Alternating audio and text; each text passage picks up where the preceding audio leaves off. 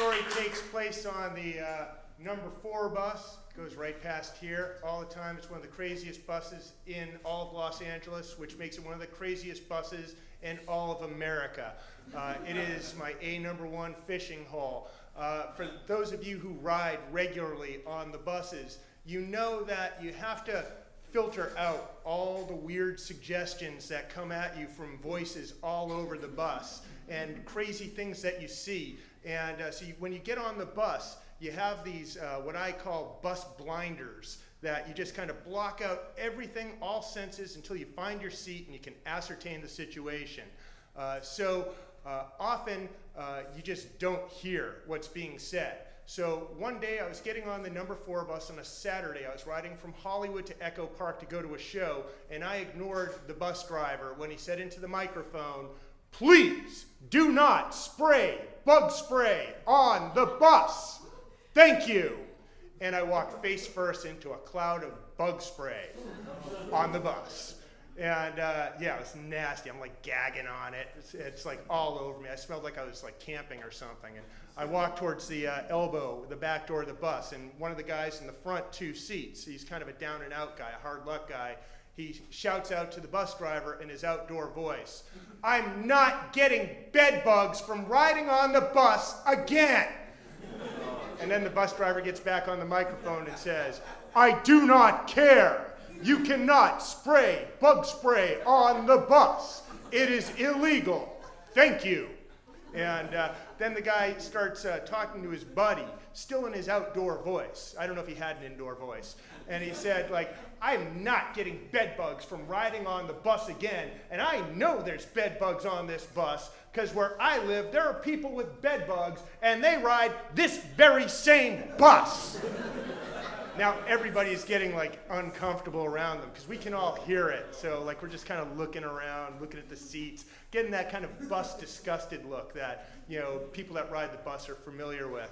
And this guy just keeps going on and on. This guy's a bed bug expert. And he's just talking about like the amazing physical durability, the survival skills of bed bugs. And he's talking about, and I don't know if you guys know this, but bed bugs can sit in the fabric of a bus seat for hours, days, weeks, even months at a time.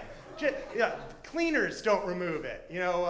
Hoses don't remove it. And it just sits there and waits for the right body to sit on it. And then it says, "Oh, this is the one." And it crawls under your shirt and under your skin and buries its eggs in you. And boom, you wake up and you have bed bugs.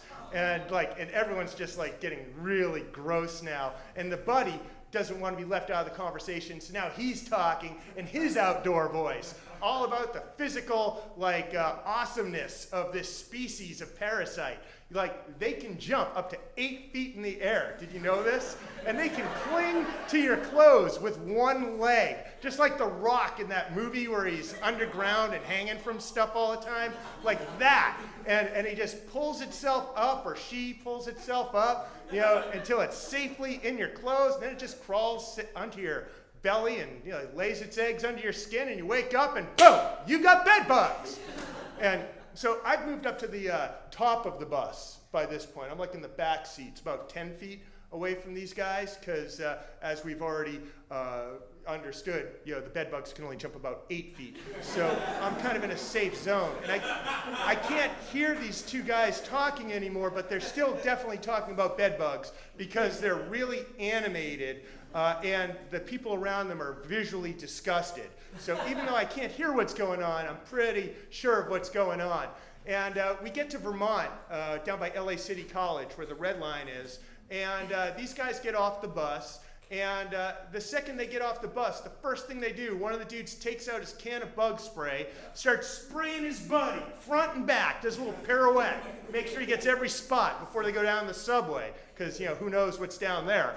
And then he passes the can to his buddy, forward, backward, and now meanwhile the doors and windows are open because it's a major stop and we're trying to air out the bug spray. So now all this spray comes right back in the bus and fills the entire cabin.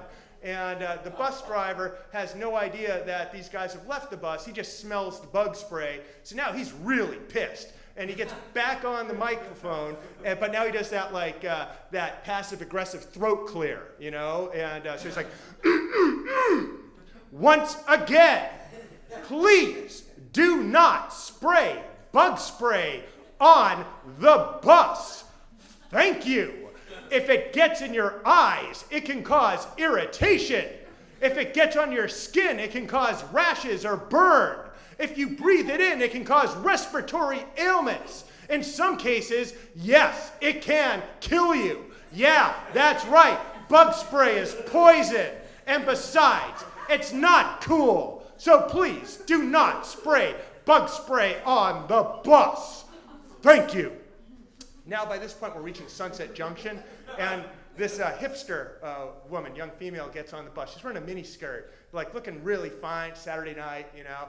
And she sits right in the seat that's totally saturated in bug spray. And nobody says a word. You know, we're like looking at each other, kind of go like, ha, ha, ha. Or just looking down to kind of ignore it. But, we are a community, don't get me wrong. But there is that unwritten code among the bus riders that you never discuss who is sitting in the seat before you sat down.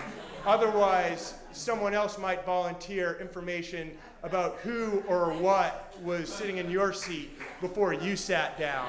And that's my story. Thank you.